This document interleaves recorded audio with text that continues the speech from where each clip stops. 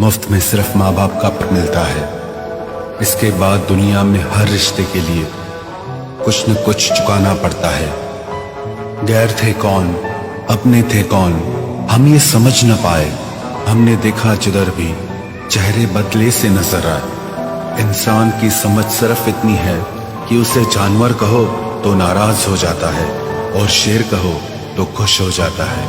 हार से डर जाने से बेहतर है जीत की कोशिशों में मर जाना। बेइज्जती का जवाब इतने इज्जत के साथ दीजिए कि सामने वाला भी शर्मिंदा हो जाए।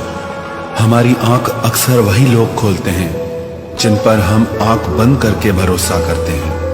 ख्वाहिश भले ही छोटी हो लेकिन उसे पूरा करने के लिए दिल जिद्दी होना चाहिए। जो चीज आपको चैलेंज करती है वही आपको चेंज कर सकती है।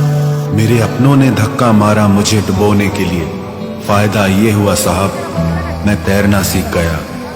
हर रोता हुआ लम्हा मुस्कुराएगा, सब्र रख है दोस्त वक्त अपना भी आएगा।